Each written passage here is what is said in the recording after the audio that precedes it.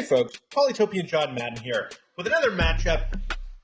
Today's match is a might battle. This is links between myself as Bardur against someone else playing Cymanti.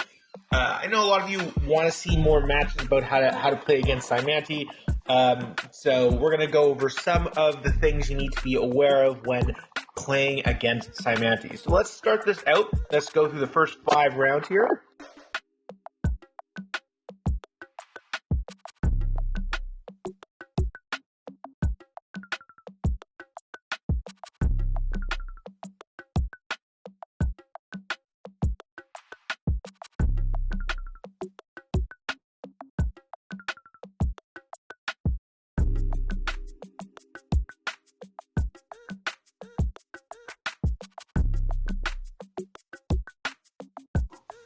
All right, so we're now at turn 6.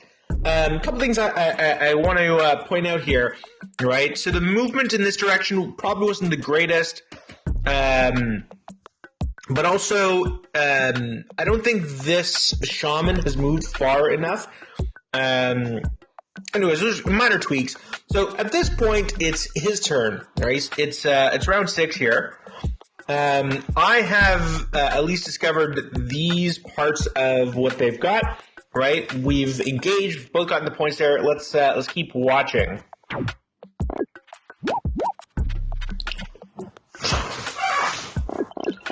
So back on my turn, I now see that there's Cymanti. Right, so the things I need to be aware of is the crawlers that come around. Crawlers do they one hit anything, but they're also one hit. So it's going to be important for me for this round is to make sure I don't have things that are one-hittable on these cities.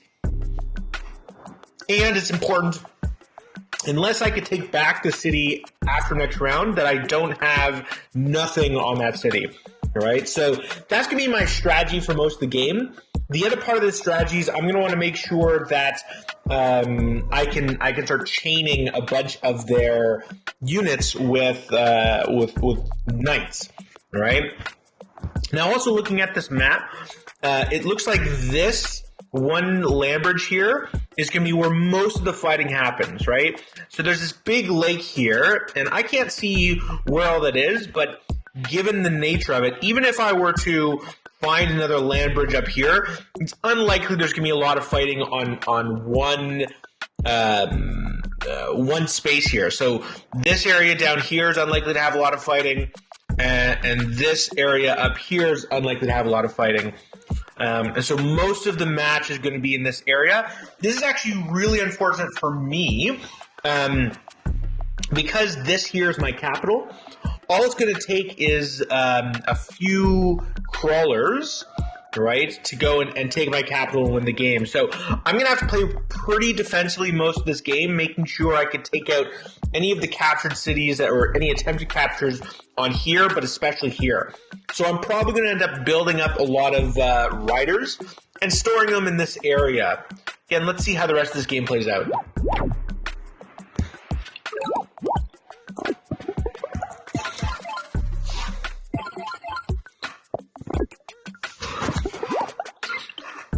So let me just scroll back a bit. So he's captured four cities here, right? And it looks like he's actually going to have a lot more land than I will, right? So there's probably going to be some areas over here that he can capture, and there might be one up here. We'll find out a little later.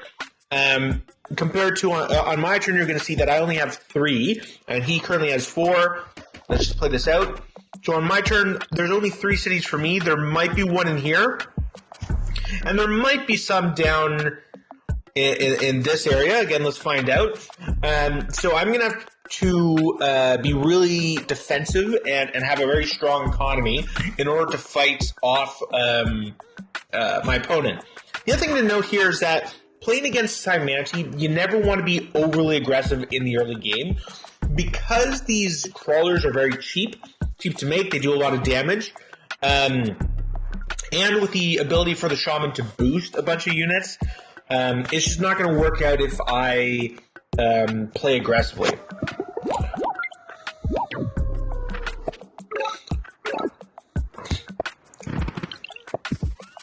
He gets a workshop. So at this point, he's able to see my capital. He recognizes that is my capital because of that weird bloop sound that happens. Again, let's keep watching. Gets border growth. I don't know why. I don't know why he went with border growth there. If he went with population growth, then we got. He already has hunting, and then put one of these things. I don't know what they're called, but like the mycelium on this forest. He could have got the centipede much earlier. Centipedes, if you can spam centipedes as Cymanti, you're in a really good spot. Because every time you kill something, you basically get an additional one. Right? There are ways to counter it, which I do later on in the match. Always start from the tail, but again, it's problematic. Let's keep watching. We'll just pause for a second. So this is usually a mistake. It's just putting something down once. I know with Cymanti, it grows over each couple of turns. They get another point there, so get them down early, get them down often. Again, let's see how this plays out.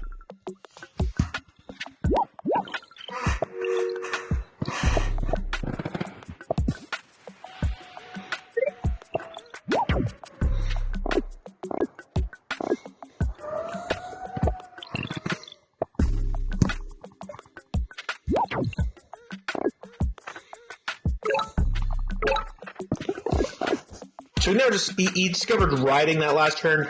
We're on turn 9. It's probably a little late. As you can see from the earlier rounds I mentioned, I'm going to end up having a lot of riders just kicking around to destroy any of the units that come in here. Now at this point, I don't know if he has crawlers, but we'll see how the rest of that turns out. Let me just go back a second. So you notice I moved this unit from here to here. So that's basically to prevent him from moving this unit up one and then attacking me, and then next turn coming in with a rider or something like that. Who knows? But this basically prevents this unit from damaging this unit, which is the whole point of that. I want to kill his units at the minute they step into this area, just to kind of keep a buffer of what's going on.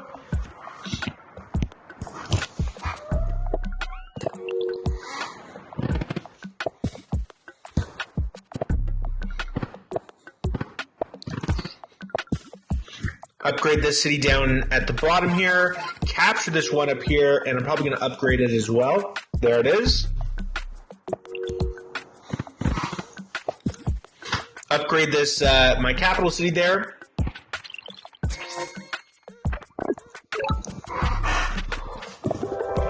Let me just pause for a second. Let's go back. So, at this point, the game is pretty stacked against me, right? Most of the land is on his end of the map, right? I don't have access to most of that, right? He has 1, 2, 3, 4, 5, 6, 7 cities, right? So this game, he should be winning. I know it says he's in second, but he clearly has an economic advantage here. And back on my turn, I'm actually able to see that he has these crawlers, right? So I'm going to now play extremely defensively in order to eventually get knights. Now, the reason you want to go with knights is, again, if you look at this, I can go 1, 2, 3, 4, 5, 6 in a chain, right? So unless he specifically counters knights with something that is going to last a couple hits, which Cymanti has a number of players, number of units that can do this. They're just notably weaker. So again, let's just keep watching. So I got a super unit on my capital. Let me just pause for a second. So if you notice that I have these 2 units down here, I'm going to double move them each turn. So I'm going to move the I'm going to put down 1, 2 roads basically every turn, move this one up twice, then this one up beyond it a little bit, just so I can move faster, knowing that most of this this map it's looking like he's going to be able to own. So it's going to be super important to have these 2 units move as quickly as I can, up as far as I can to capture some additional real estate, right? I'm generally avoiding going on the water here. That's going to be a bit of an economic disadvantage if I do that. If I notice that he starts coming onto the water, I may have to do something there. But I think for the majority of this game, we both like to avoid it. Let's keep watching.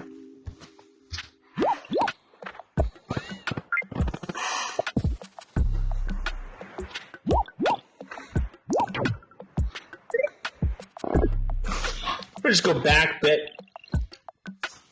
Again, as I mentioned, I am going to have a large number of these riders just kicking around. Again, riders are cheap. They move quickly. I can move them after. I can play defensively, or I can move into the offensive. Let's keep watching here.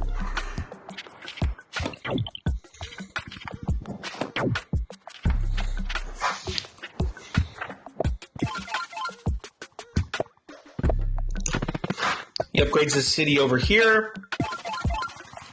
Captures this one, upgrades it as well. Okay, let me pause for a second. So this is what I mentioned where if I do leave a city open, I'm going to need these riders to be able to take it back, move back, and then potentially put something back on it. Last turn, he did kill something that was here, then move into here. So I should try and be aware of these two areas where he can come in from and damage me. Let's keep watching.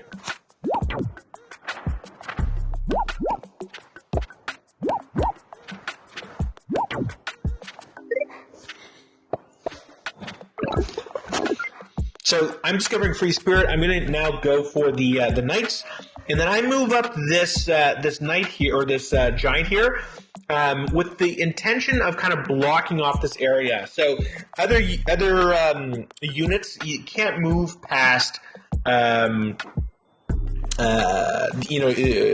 enemy units. I don't know if that's the same with these crawlers, right? But I know this kind of blocks them off from this whole area here. This city is still vulnerable, but for the most part, they can't move this. These warriors. They have to move a crawler, which I can then take out in the following turn with one of these riders. And again, from what I mentioned before, I have a bunch of riders here that can easily take out one of these crawlers. And this knight here protects that. So like I mentioned earlier, I'm going to play super defensively to get my economy a little higher, get some knights in, and then I can go on the offensive after that.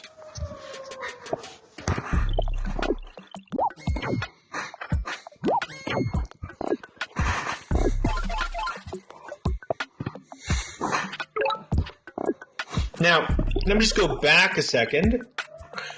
Moving this up was probably a bad move. He can see my giant here protecting this area. It would have been smart to use this rider, this crawler, and pick off things that are in this area each turn. So I discover Chivalry, like I mentioned. I just heal everything up, back to his turn. He gets a workshop.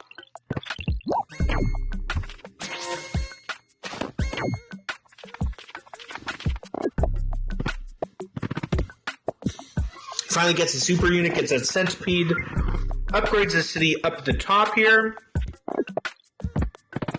upgrades the city down here, gets resources, starts moving up, identifies me down there.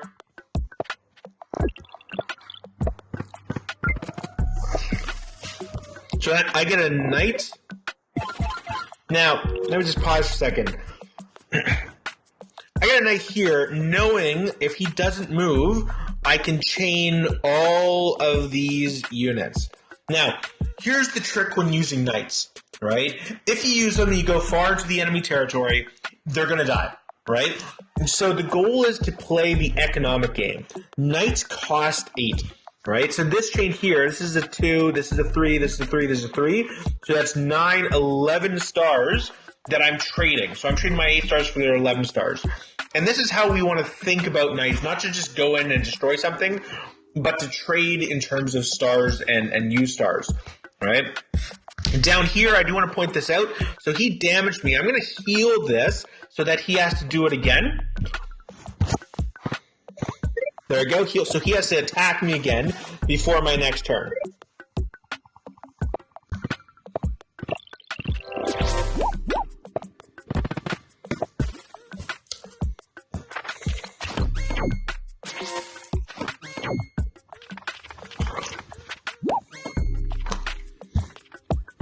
Now, from a previous turn, I really don't know why he went up this way. He probably could have kept going down and attacking these units. But again, let's just see how that plays out a bit.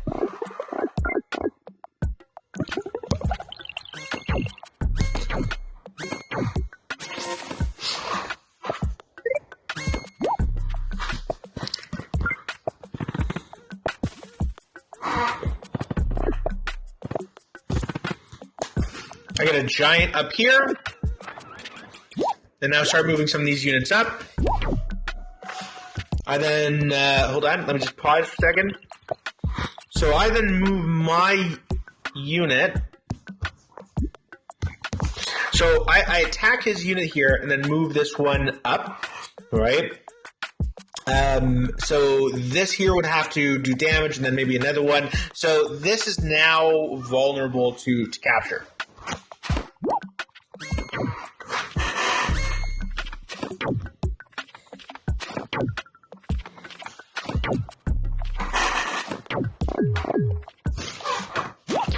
So let me just pause and go back on auto. So he put the crawler here, so I had to destroy that. But now I have to worry about this. This is going to take about 3 hits if I do it properly, right? The way you want to kill centipedes is starting with the tail. Always start with the tail.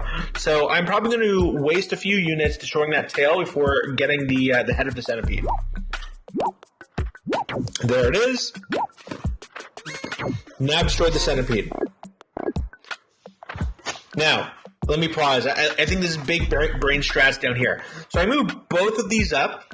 I buy one here. I'm probably going to get another knight here, knowing that there was at least one crawler that did damage earlier.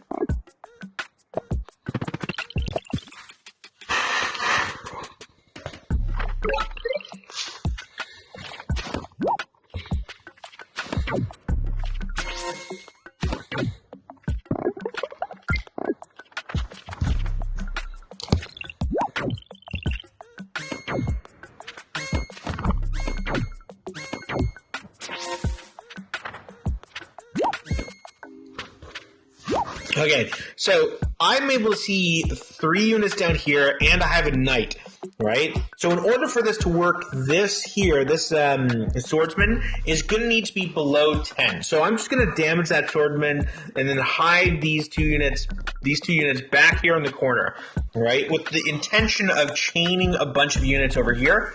Let's just keep watching.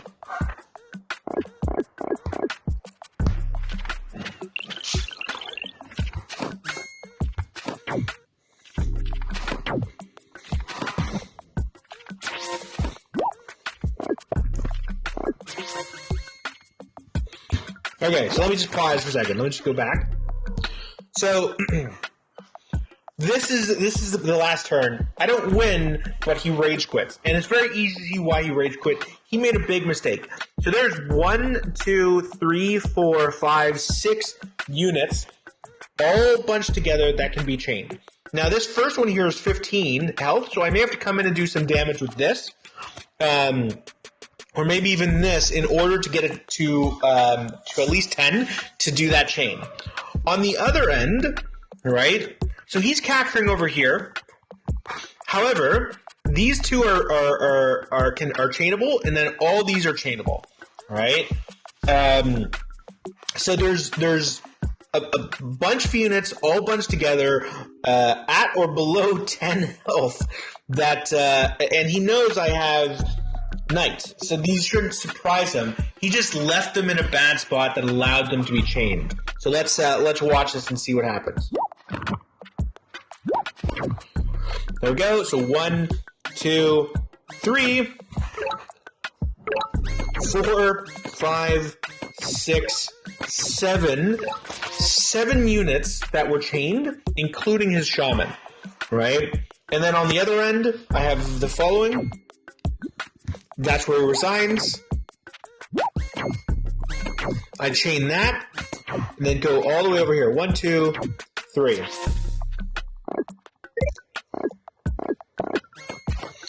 And that was the end of the game because he rage quit. The rule of thumb from a Cymanti or from anyone is when you see knights, don't give them the opportunity to chain your units unless you're willing to make the trade in terms of economics. I had, what was it, like 7 or 9 units up here, right? And that trade clearly wasn't worth it. But he just didn't click in that was going to happen. And then same with on the bottom here, right? There was no fight against. I got the 2 here plus the 3 here, right? And there was no trade opportunity. So there may have been a trade here, but with the 2 knights together, we're going to count that as 5. So 5 units basically for 1 knight. Again, problematic. So if you're playing Cymanti, again, the goal here is, in my case, have a choke point that they can't go past, right? And then play extremely defensively until you can make a very aggressive play like I just did. In your case, hopefully you can play the full round and they won't rage quit. In mine, still ended up with the W. If you like this video and you want to see more, click the subscribe button. If you want to see me comment on your matches, post a link to the video or to the match in the comments. I'll see you in the next video.